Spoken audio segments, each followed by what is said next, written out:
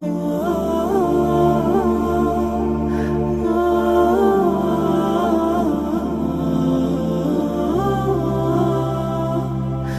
چیزوں سے روزہ نہیں ٹوٹتا وہ دو قسم کی ہیں۔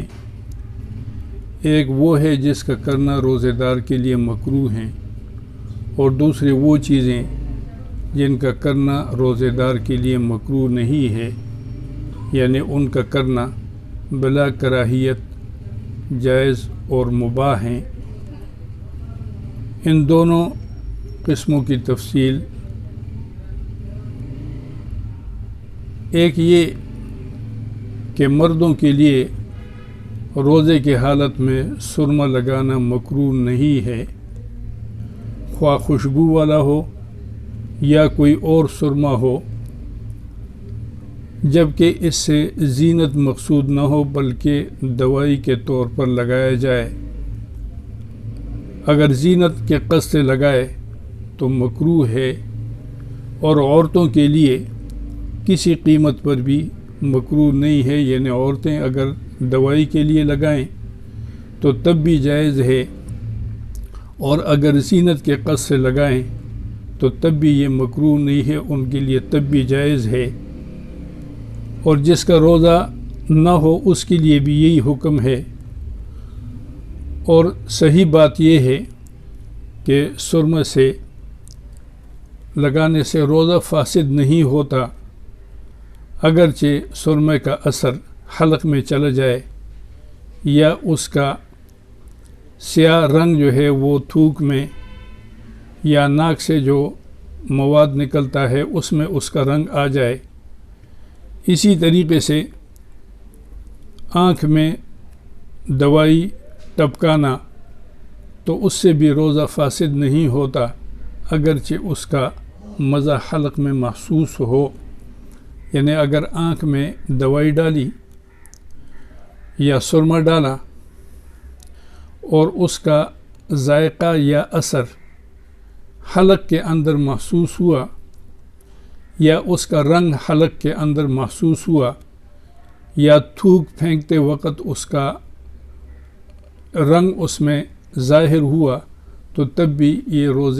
روزے کو فاسد نہیں کرتی اور مکروہ بھی نہیں ہے۔ وجہ اس کی یہ ہے کہ ناک سے حلق کے اندر آر پار کا راستہ یعنی منفذ نہیں ہے، بلکہ یہ آنکھ سے حلق تک یہ مسامات کے ذریعے سے منتقل ہوتا ہے۔ جیسے یہ ہے کہ آدمی کو پیاس لگی ہوئی ہو اور وہ ٹھنڈے پانی پر ہاتھ رکھے، پاؤں ٹھنڈے پانی میں رکھے اور بدن پر ٹھنڈا پانی بہائے تو اس کے حلق میں لعاب پیدا ہو جاتا ہے، زبان تر ہو جاتی ہے، حلق بھی تر ہو جاتا ہے، تو ظاہر ہے کہ وہ مسامات کے ذریعے سے ہے، منفذ یعنی آر پار کے راستے سے وہ چیز اس کے حلق میں منتقل نہیں ہوئی، لہٰذا اس سے اس کا روزہ فاسد نہیں ہوتا اور یہ روزے کے اندر مکروہ بھی نہیں ہے۔ دوسرا مسئلہ یہ ہے کہ مونچھوں اور داڑھی میں تیل لگانا مکروہ نہیں ہے، خواہ اس تیل میں خوشبو ملی ہوئی ہو، بلکہ تیل لگانا مستحسن ہے جبکہ زینت کے قصد سے نہ ہو۔ اگر زینت کے قصد سے تیل لگائے تو مکروہ ہوگا، لیکن اس سے روزہ فاسد نہیں ہوگا،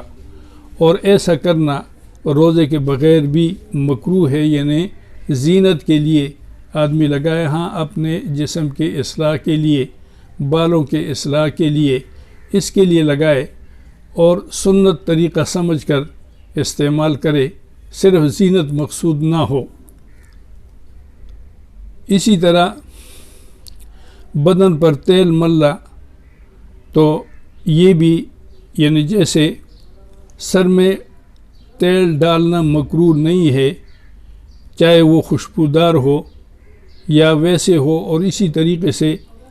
بدن کے مساموں سے جو تیل اندر داخل ہوتا ہے تو اس سے بھی روزہ نہیں ٹوٹتا، اور خواہ اس تیل کا ذائقہ یہ اپنے حلق میں محسوس کرے، جیسے کہ میں نے عرض کیا کہ ٹھنڈے پانی سے ایک آدمی غسل کرے اور اس کی ٹھنڈک جگر میں محسوس کرتا ہے تو اس سے کوئی حرج نہیں ہوتا۔ اسی طریقے سے بدن پر تیل ملنا اور سر میں تیل ڈالنا جو ہے یہ بھی مکروہ نہیں ہے، اگرچہ اس تیل کا ذائقہ اور اس تیل کا مزہ یہ اس کے بدن کے اندر، اس کے مسامات کے اندر جو ہے وہ اس کو محسوس ہو تو تب بھی اس سے روزہ فاسد نہیں ہوتا،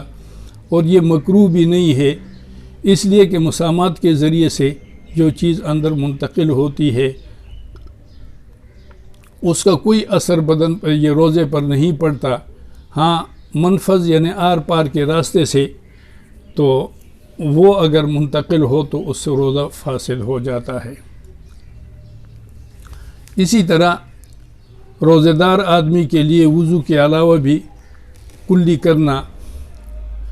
اور ناک یا منہ میں پانی ڈالنا اور ٹھنڈک حاصل کرنے کے لیے غسل کرنا، سر پر پانی ڈالنا،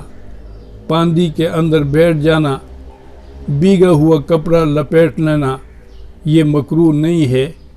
لیکن اگر اس سے عبادت کی ادائیگی میں بے قراری اور بے چینی کا اظہار پایا جائے تو وہ مکروہ ہے، یعنی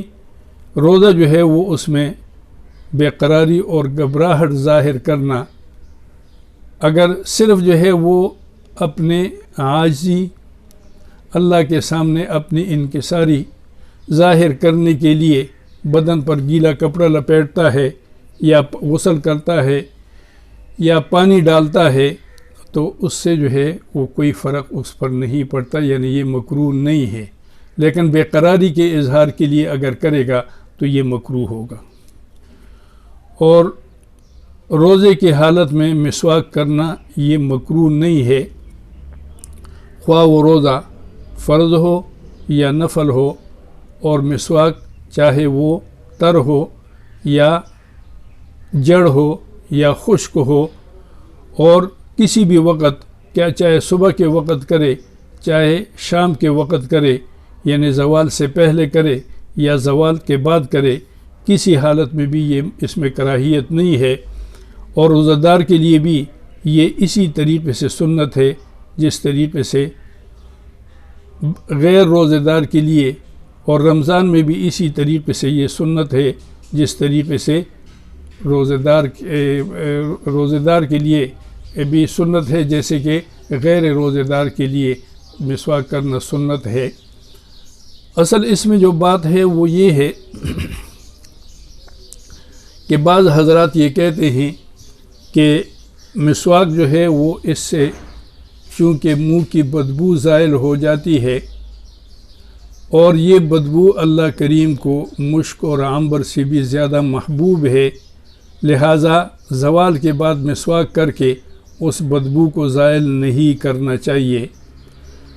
لیکن اس میں اصل مسئلہ یہ ہے کہ یہ جو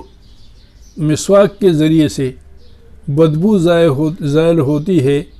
وہ یہ دانتوں کے اندر جو لعاب وغیرہ لگ جاتا ہے، پھنس جاتا ہے، منہ خشک ہو جاتا ہے، وہ بدبو جو ہے نا وہ زائل ہوتی ہے۔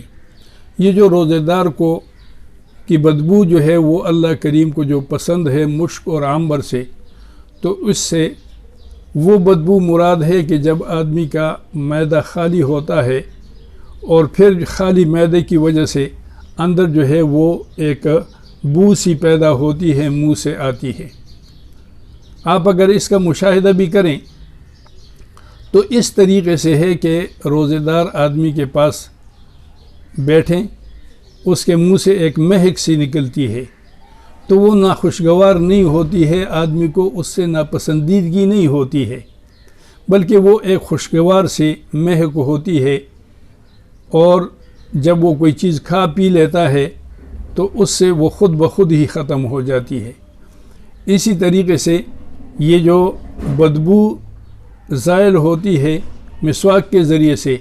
تو وہ دانتوں کے اندر جو بدبو ہوتی ہے وہ مقصود ہے، اور وہ ناخوشگوار ہوتی ہے۔ مثلا اگر کسی آدمی کہ دانتوں سے بدبو آتی ہے اور آپ ایک لمحے کے لیے اس کے پاس بیٹھیں،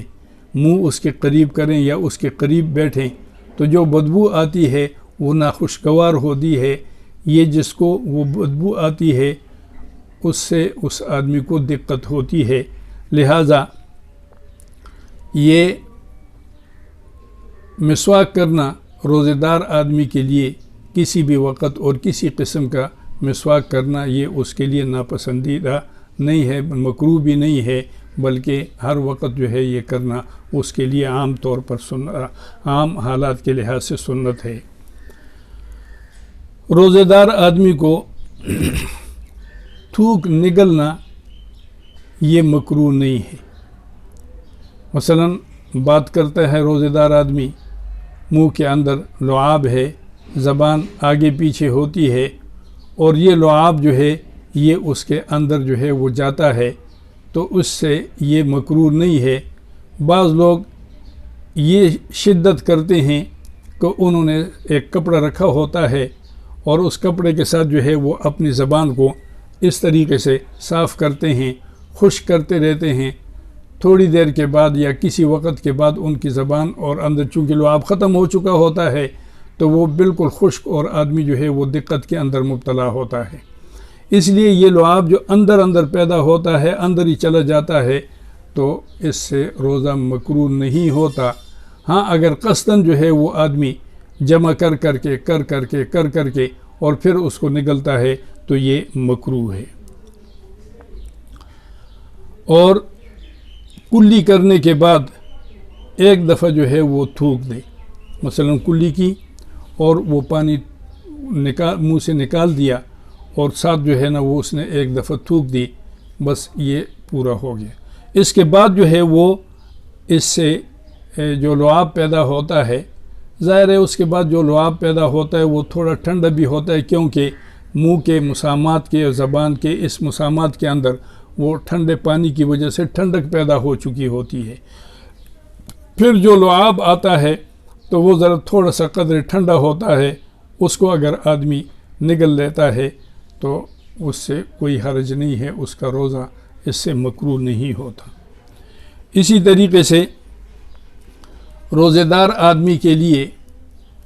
منہ کے یہ ناک سے جو مواد نکلتا ہے، اگر وہ اس نے نگل لیا، باہر نہیں نکالا، ایسے کر کے اس کو نگل لیا تو یہ مکروہ نہیں ہے. اور اگر باہر نکلا اور اس کا جو ہے وہ یہ تار جو ہے وہ ٹوٹ گئی، پھر اس نے اس کو اٹھایا تو اس سے روزہ فاسد ہو جائے گا. لیکن اگر باہر ایسے نکلا، ایسے کر کے اس نے جو ہے وہ نگل لیا تو یہ مکروہ نہیں ہے. اسی طریقے سے اگر حلق میں آٹا پیسنے یا چھاننے یا غبار یا دوائی وغیرہ کوٹنے کا غبار یا دھواں یا خاک کا غبار اور اس طریقے سے کوئی چیز داخل ہو گئی تو اس سے روزہ فاسد نہیں ہوگا. اس کو اپنا روزہ یاد ہو یا یاد نہ ہو، اور یہ حکم اس وقت ہے جب وہ اس گرد کو جو آٹے کی ہے، دوائی کی ہے، گرد و غبار ہے، اس کو اپنے قصد سے داخل نہ کرے. قصد کا مطلب یہ ہے کہ دیکھا کہ بھئی یہاں پر دھواں جو ہے، جیسے اگر بتی سلگ رہی ہے اور یہ اس کے دھوئیں کو اس طریقے سے کر کے اور ایسے لیتا ہے، یا اسی طریقے سے دوائی کے کوٹنے کے جو غبار ہے اس کو ایسے لیتا ہے، تو اس صورت میں اگر وہ دھواں اندر چلا گیا تو روزہ فاسد ہو جائے گا. ورنہ اگر اس کے اختیار کے بغیر اس فضا کے اندر، جیسے ہوا اڑتی ہے، تیز ہوا اڑتی ہے اور غبار جو ہے وہ ہوا کے اندر وہ ہے، یا دوائی کے غبار جو ہے وہ دوائی اس کے اندر ہے فضا کے اندر، اور یہ اس میں سانس لے رہا ہے، تو اس سے روزہ فاسد نہیں ہوتا.